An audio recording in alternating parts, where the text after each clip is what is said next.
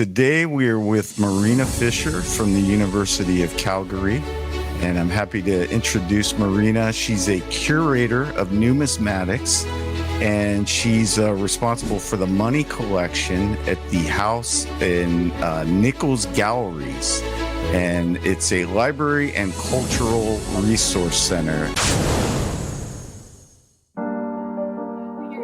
Before the real, true, independent Jewish coinage, we have three types of coinage that are really common in the region. The first ones are the Persian Imperial coins, then the Athenian coins that we already mentioned, and then we have Alexander's, which are the coins of Alexander the Great. And Alexander did something really interesting with the language, in that he took over so much territory, brought the Greek culture, and everybody started speaking Greek, writing the Bible in Greek, and the libraries of Greek text just went wild. Yeah, he brought ancient Greek to Near East, and ancient Greek became the official administrative language, or what we call also lingua franca. And prior to that, and still I believe in some periods, we have Akkadian in the Holy Land as the official language, and it was definitely very widespread prior to the arrival of ancient Greek. But mostly we have ancient Greek after Alexander's arrival, which is 4th century, end of 4th century BC and onwards. And what Alexander does is he brings the Greek culture and he blends it, or he accepts, or he embraces the local traditions and local cultures. And that blend of local and Greek is called Hellenistic. So this is an example of a Persian imperial coin. They had bimetallic coinage, which means gold coinage and silver coinage. The gold coinage was called a Daric after Persian King Darius. And we also have silver coinage, which is called siglos. What is really interesting about these coins is that they depict not a mythological figure, but for the very first time, we have a depiction of an actual human. It is a generic image of the Persian king, and it continues to be minted in 4 different types for almost 300 years. But that is an image of a Persian king, not a god, not a goddess, no heroes or other attributes. We have the actual human figure. And this is really exciting. The Persian coinage were widespread in the area because Judea was under the Persian Empire from the 6th to the 4th century BC. So it's absolutely logical to know, and to accept that Persian coinage circulated in the region and was used for various transactions. So here, just that you see, this is all the dark green area is the Persian Empire, the vast Persian Empire, and the Holy Land is right here in this red rectangle. And so we know that the Persian coinage circulated through these regions, mostly or more in the west than in the east, but nonetheless, for sure, they circulated there. And do you guys have any of those coins at your collection there? Yes, we do. I don't have on this tray right now, but I will bring them. Yes. Yeah. So you probably have both the gold derricks as well as the silver. Yeah, we have a gold and the silver piece. Yeah. Yeah, and just for like the coin collector types out there, you can buy the gold one. They start maybe like $1,500 and go up, and the silver ones are a lot more affordable. But that's an amazing thing that you can buy a coin that's 2,500 years old for, like maybe $150 for one of the silver ones, depending on the quality. So it's amazing. You don't have to necessarily be Marina with millions of dollars worth of coins. You can be a guy with $100 and have some fun in this too. It's better than baseball cards, I think. I'm glad you brought it up, because I think it's really important for me to clarify that we believe that numismatics, the knowledge of money and coinage, it depends on 2 different sides, and that is the museum collection and the private collectors. we cannot rely only on one source, because we do have museum collections that are stolen or completely inaccessible or disappear. We don't know what happens to them. And we have private collections that are very well recorded. They're beautifully photographed in auction catalogs and other publications. So it is really important to respect both sides of the discipline. And yes, people are able to own and purchase these coins. The important thing from the scholarly perspective is to have a record of it, that we know all the details about a coin, that we have hopefully the provenance, that we have every information that is possible about that coin in beautiful photographs or high resolution photographs. Then we can work from anything. Now, they do have the NGC. A lot of people say, well, how do you know if this thing is fake or not?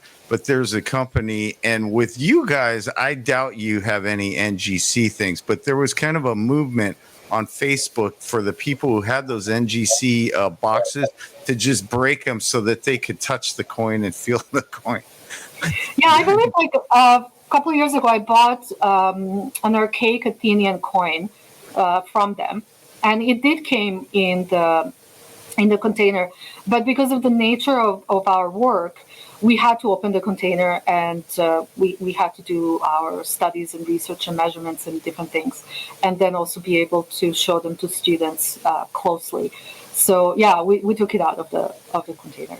Now, have you ran into fakes along the way, Marina, or the Forays, which was a fake from 2,000 years ago?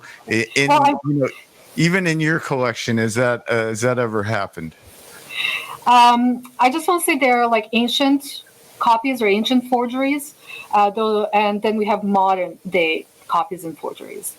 We do have some what I call museum replicas, because it's quite obvious that they are not ancient coins. Anybody who has a little bit of knowledge would be able to determine that. But they're important to us because we can also use them as teaching tools, especially when we deal with school-aged children. I mean, there are lots of forgeries. I hear this all the time, and it's unfortunate because nowadays the forgeries are so good and so amazing that even the experts are not able to certainly say what is genuine and what is a forgery. Our collection comes from the early 20th century. It was donated in the 1960s, and all of our collection is, most of our collection, 99% of our collection is prior to all of that high-tech industry. So, it's a I think it's, but there are different ways how we can determine forgeries. Weight is, for example, a really useful piece of information. So weighing the coin and comparing it to the actual weight that we know the coin should have. The next is the quality of the metal. How does the metal look like, the surface of the metal, and so on. And the third one is the style, the artistic style of the coin.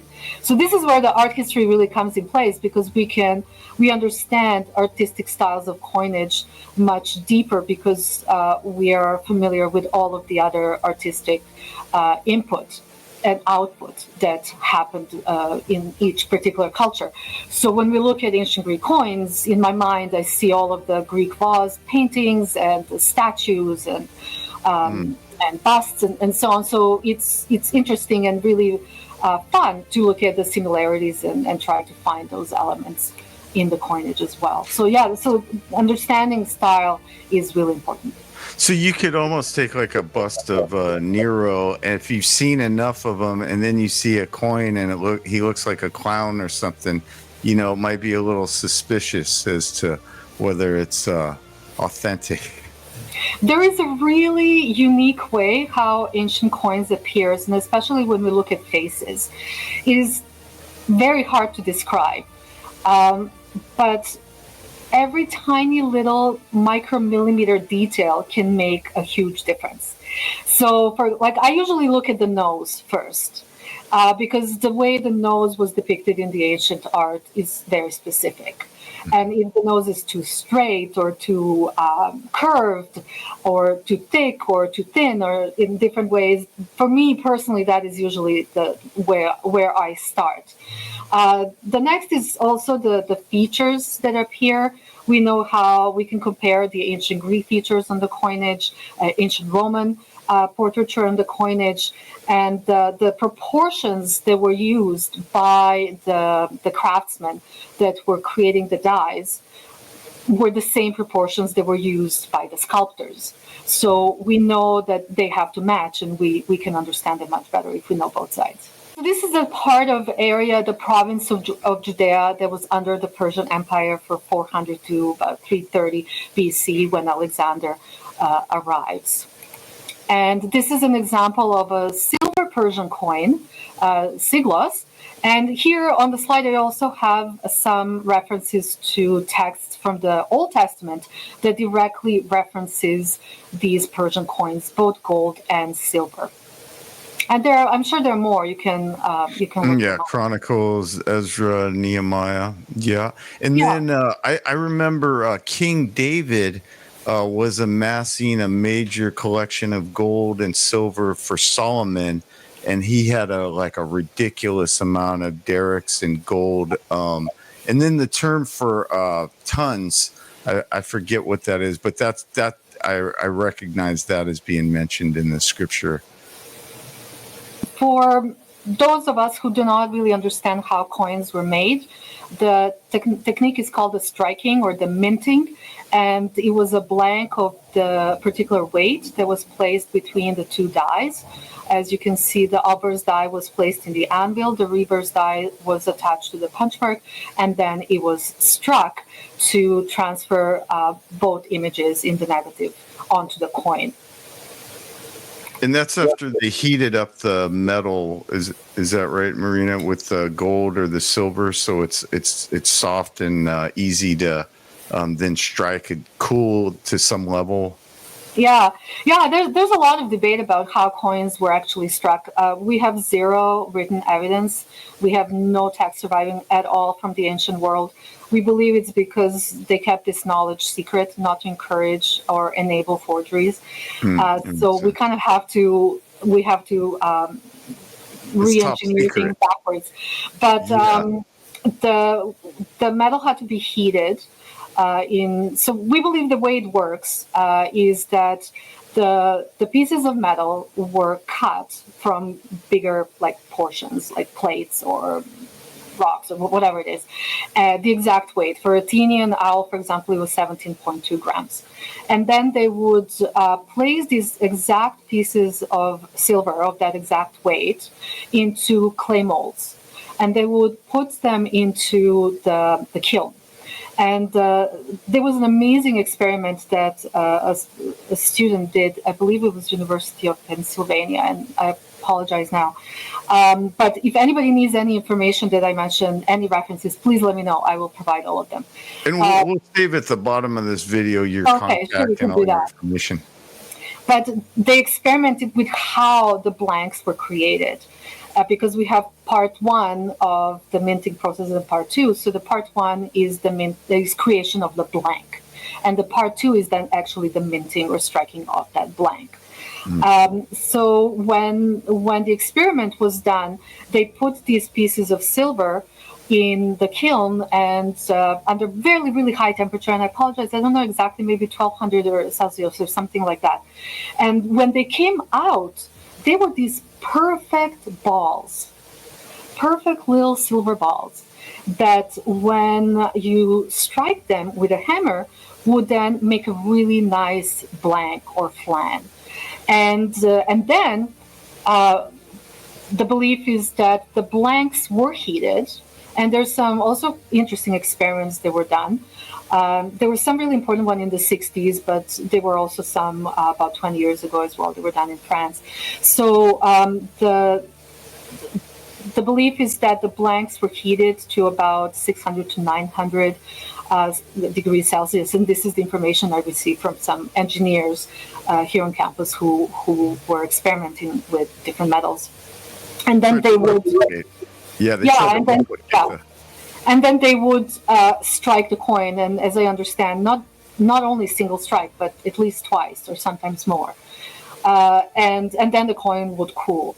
So that's called hot striking, and there is also something called the cold striking, which is striking the cold blank.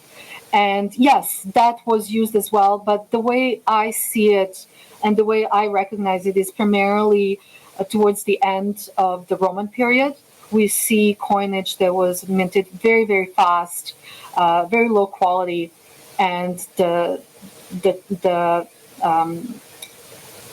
images are not really deeply transferred onto the blank, which tells us that the blank wasn't heated. So there was cold striking for sure as well. So it being Christmas right now coming up here, it would be like making a gingerbread cookie, right? Whenever you create a gingerbread cookie, you got to go through a process, and then at the end, no two gingerbread cookies are going to look alike. Is that correct? Like the modern coins, like in the U.S., we have like a quarter. They all look very, very similar. But in the ancient time, they had to go through this process, which was very far removed. And so that's kind of the uniqueness with each coin. Yes, every single coin pretty much created up to like 1600s when the milling technology was introduced are 100% unique. I mean, in early modern, we do have really good technology. But when we are talking about ancient Greek or Roman or Byzantine, we are absolutely talking about 100% unique piece of coin. And I always say, if you come across a coin that have an exact sibling, it is one of them is not real, 100%. Welcome to the Industrial Revolution, right? Where we can high produce things in exact, versus the old way. That's amazing. So then here you're showing us, Marina, we have the, how do you say this one? It's a tetradrachm, so it's 4 Greek drachms. And these were the coins that were issued by Alexander the Great when he arrived, when he crossed into Asia and took over the Persian territories. So all that green area on the map that we looked at earlier became the empire of Alexander the Great, the empire of the Greeks and the Macedonians. And so as Alexander moved through the regions, he would conquer the cities, or the cities would mostly actually surrender themselves to him, and he would establish mints in those cities. So we have mints in the Levant for sure.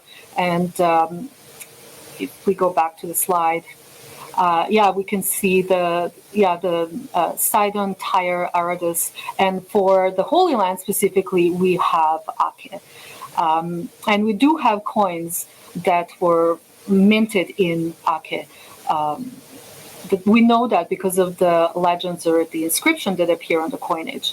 And the coins that were minted in Acre are particularly fascinating because, so what we see on the obverse is the image of hero Heracles or Hercules wearing a lion skin and on his head, and the paws are tied around his neck. And then when we look at the reverse, we have the supreme god Zeus seated on a throne holding his scepter, and in the right hand, he's holding his bird, the eagle. And right below his right hand, we have certain signs or symbols. And that's the writing in the local language that would indicate either the year or the name of the governor or administrator that was responsible for that particular workshop. So here's a wonderful example with those tiny little lines. Mm-hmm. So in the red, that was they inscribed that specific detail, and that was that was part of the die, and it was struck, and when I was reading about this and learning about it, I remember saying to myself, "Oh my gosh, I really, really wish we had one of those coins." And but we do have a few Alexanders, so I kept going through each one of them very carefully and with the magnifying glass and looking. And lo and behold, we have one from Mite. I just never noticed the script below Zeus's arm. So there may be some people that have that particular coin, but they're maybe not familiar with the details that would identify it. With 23,000 coins under your, ownership, I could see how you might lose track of something from time to time. So the next group of coinage I would like to discuss is the coinage that was minted independently in the area of the Holy Land, in the area of Judea, by the Hasmonean dynasty or the Maccabees. And now that's a good intro for Hanukkah is coming up here, I believe. So yes. A lot of my Jewish friends will, if you don't know about the Hasmoneans, that's where the origin of Hanukkah has come from. And now I lost the slide. It's not coming. Oh, here it is. So here's just a tiny little bit of history from that period. So the years that we're looking at is 134 to 37 BCE. And that was the time when, for the very first instance, we have the independent kingdom of Judea. And on the slide as well, you will see the list of the different Hasmonean kings and so on. Alexander Jannaeus was one of the really common ones, and some of his coins usually stand out when we talk about the biblical or narrative or the New Testament.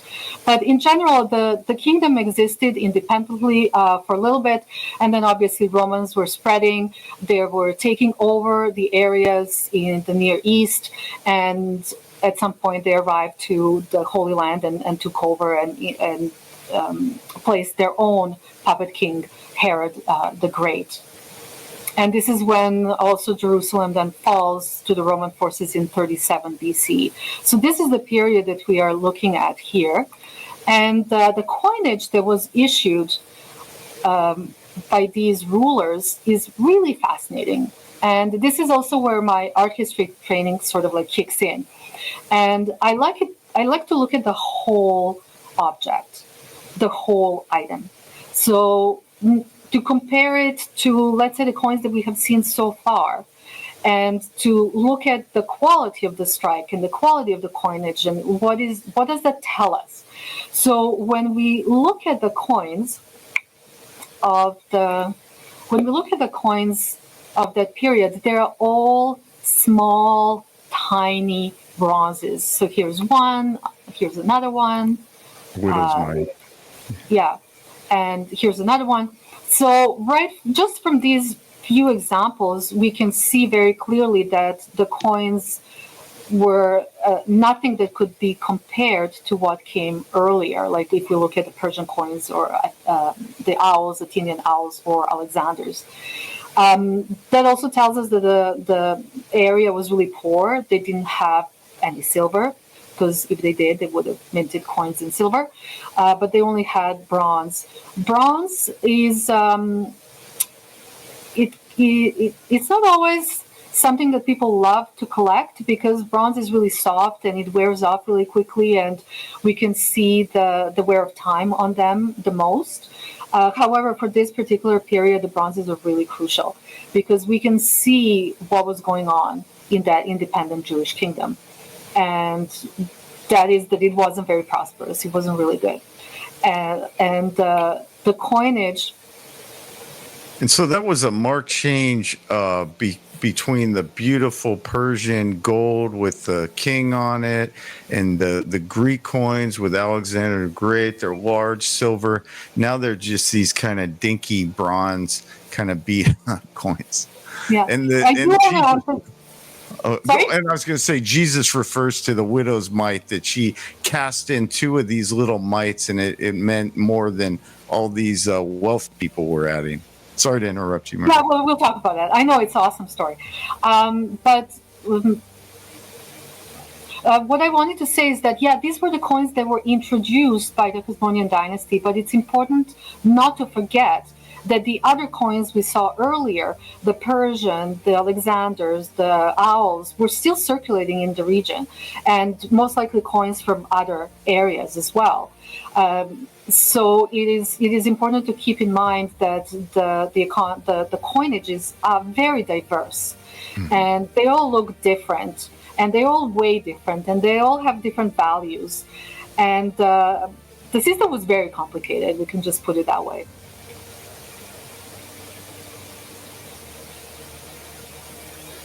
So we tend to see a writing on the back of the coin. So this is the obverse of the coin. This is the reverse of the coin. So we have the double cornucopia with possibly like pomegranate right here. And then we have the writing in Greek that indicates the name of the king. So here is the one that you refer to as widow's mite, and we will talk more about them closer. But they were issued under Alexander Jannaeus, and they circulated for a really long time. And here I also have a slide where you can see the breakdown of the legend or the script. So we have the ancient Greek on one side, and then we have the ancient Hebrew on the other. This is the last Hasmonean coin, and I really, really love the coin for many different reasons. And but if we just look at it just for a second, just like that, glance at the coin, we can see that something was happening. We may think like, oh, this is a really bad example that is on the slide, but no, that is really not okay. I mean, yeah, it is definitely a bad one, but most of them were bad because of the circumstances under which they were struck. And they were struck at the very end of the existence of the independent Jewish kingdom when the Romans are coming and they're taking over. And we have the last Hasmonean king,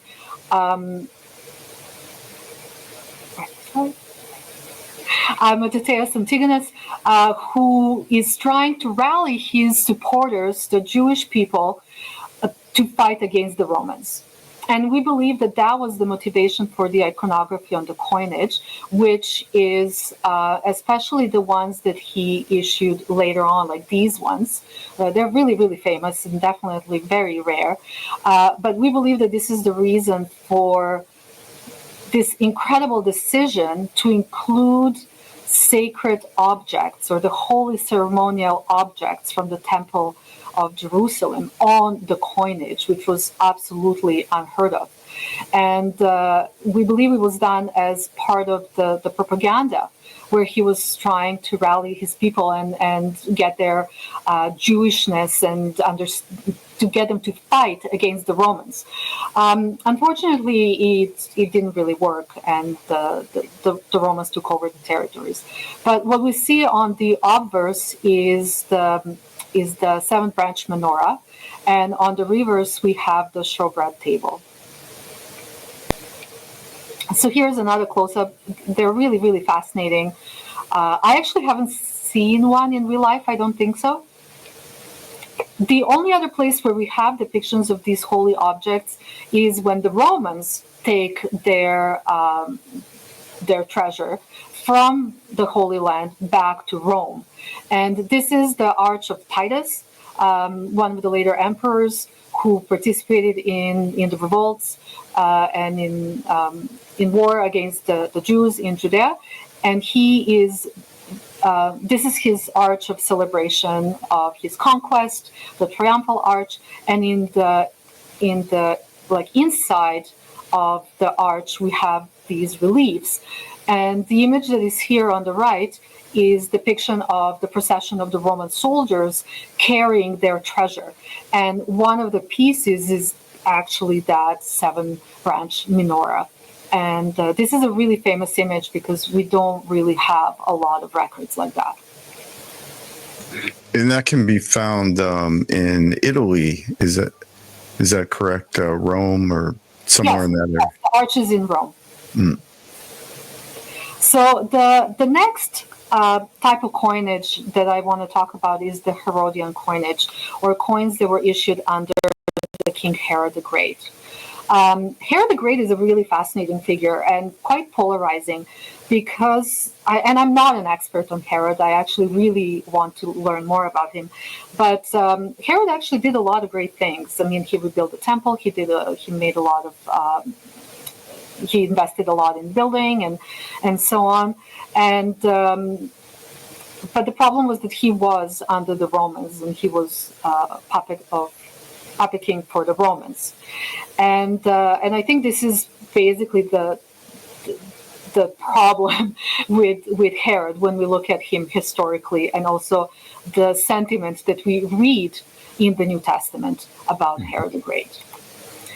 This is the temple, the second temple, and Herod actually rebuilt the temple and invested into the temple. So this is a model of the temple, and I will tell you more about the temple as we get to the later coinage. So here are just three examples of the three different types of Herod's coins.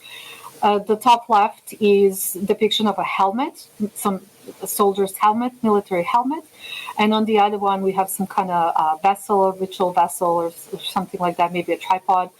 The next coin on the right, we have a diadem, which is essentially a leather strap that was tied around the head, around the forehead, which served as the ancient crown, or was the equivalent of an ancient crown.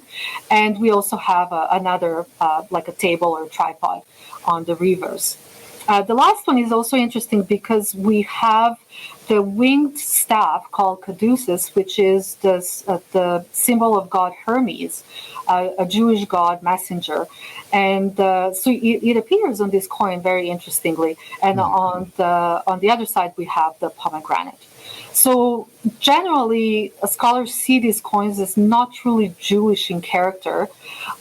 They were not offensive to the Jews, which was important, but they were also not conforming completely to the Jewish standards and how the coinage looked earlier. And they are actually the first coinage with only Greek language on them. So we have that ancient Hebrew or Proto-Hebrew disappearing. Here's a close-up of this helmet one. Really interesting pieces.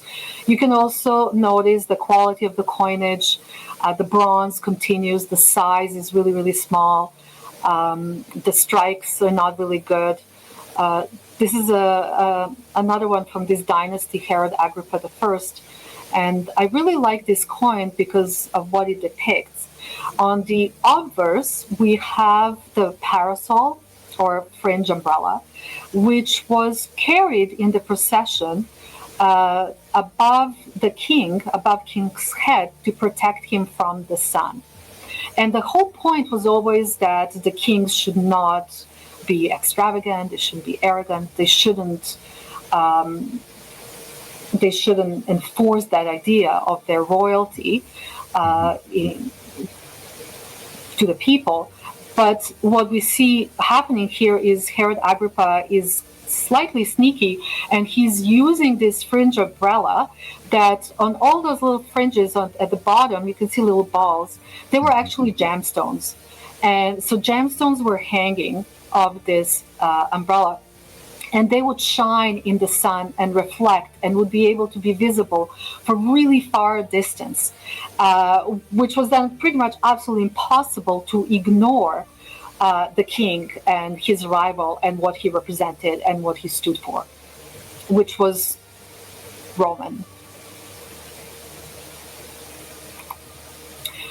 Here is just a quick depiction of how these bronze coins were minted. They usually use some kind of strap or that they would heat up, and then they would use this mallet to hit the strap, and then they would actually break off the coins. So we know when the coins were made in such a fashion because we have these areas on the sides of the coins that are broken. So if we look on this slide on the left, and then on the right, and obviously on the other side as well, we can see these points where the coins were broken off. And that's just something interesting to take note of. All right, so let's look at Rome and Judea. So this is when it gets really, really interesting. As you mentioned, during that period, during the early period, in the first century, we have Emperor Augustus, who is the emperor of all of the Roman territories, including the provinces and including the territory of the Holy Land of Judea. And he appoints his own procurator or governor. So governors generally had a higher status, and these procurators in Judea had to report to the governor in Syria, but nonetheless they were responsible for peace and taxes from the area to go back to Rome. So under Augustus, we can see that the names that are in bold are the procurators that issued coins in Judea. And you can also see the years of their presence in Judea. So under Emperor Tiberius, we have the most famous procurator, Pontius Pilate. And if we look at his dates of his rule or governorship in Judea, we can see it's from 26 to 36, which is 10, 11 years. And that is a very, very long time, because if you compare it to the other ones, I believe he was there the longest. Not sure. It is interesting. That is particularly interesting because we have so many different stories about Pontius Pilate, and but also not a lot of evidence. And what that tells us for sure about Pontius Pilate is that he was good at his job. And there were two things that he needed to do in order to be good at his job, and that is to maintain peace and to keep the money flowing back to Rome. Mm-hmm. So we know that he was very successful at that, and that he managed to maintain peace amongst the people, that he wasn't creating unnecessary riots or rebellions, wasn't offending the people in any way, definitely not intentionally. So he was doing a really good job in Judea. And he did. Sorry? Well, I was going to say, he had that tough job of having to please Rome under Tiberius, but then you mentioned all the Jewish coins and Herod the Great in that Jewish culture at the same time, and that must have been quite a challenge to keep both of them happy at the same time, keeping the Jewish folks happy and keeping the Romans happy. Yeah, I mean, we read we have information from written sources talking about tension that was there pretty much nonstop, and it was not easy to keep the peace in the region.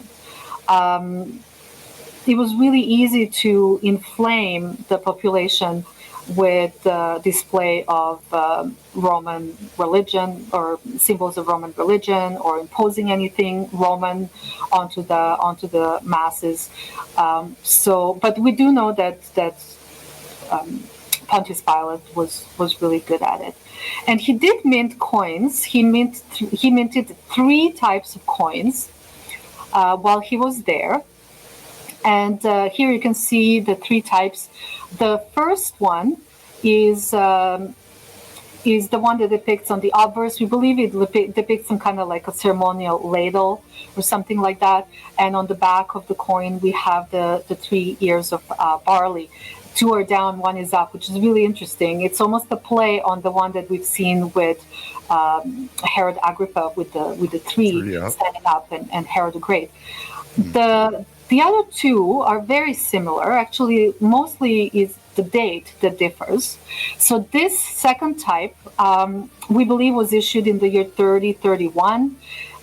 Many scholars believe that those were the years of the historic crucifixion. So those are interesting because of that. And on the coinage, on the obverse, we have this swirl, which is called litus, or the augur's wand. Augurs were a very special type of priests in ancient Roman religion, and they were tasked with reading the heavens, reading the skies. And they would take this magic wand, as I call it, and they would mark the section in the sky, and they would observe it, and they would study it, and the flight of the birds, and all of that. And then they would read that and interpret it for the king for various different occasions. So the fact that we have Pontius Pilate depicting this augur staff on obverse on these both of his issues in the 3031 and 3132 is really fascinating. We do not really see this imagery depicted in such a way. Yes, we have them on Caesar's coins, and they were important ritual objects that indicated the high priests and so on. But to have Pontius Pilate choose that augur staff so explicitly and so directly and so that it dominates the whole coin is fascinating. And to me, it tells me that it was important to him. And it seems that it was something that was sort of like personal, something connected with him individually and his family, possibly indicating that he came from the family of priests or family of augurs, or maybe he held a position of an augur prior to arriving to Judea. But there is definitely something that tells us about Pontius Pilate through that coinage. Now, Marina, have you spent much time with, I was looking at that Pontius Pilate coin, and Josephus makes some comments about Pontius Pilate. I was curious, because you have a depth of history and coins and art. Have you also, in part of your learning, studied some of those historical documents? Whether it's Eusebius or Herodotus. Is that part of what your tool set when you talk about coins and such? Yeah, we definitely want to look at both sides of history. So we want to look at the written sources, and we want to look at the material culture. So for the best possible outcome, we want to be able to support our conclusions with written sources and the material culture. So anytime we can combine these two and have both, this is the strongest evidence that we can then present. Mm-hmm. And so we generally try to find that connection. Corroborated. Yeah, and the texts are really important.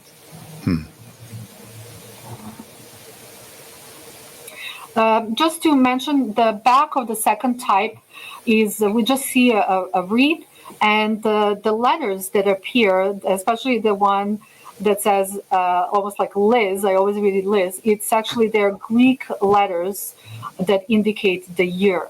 So, and then we have the different year on the bottom one. The next section I want to talk about is what type of coinage was directly associated with historic Jesus in the New Testament, as we read the New Testament as historic document.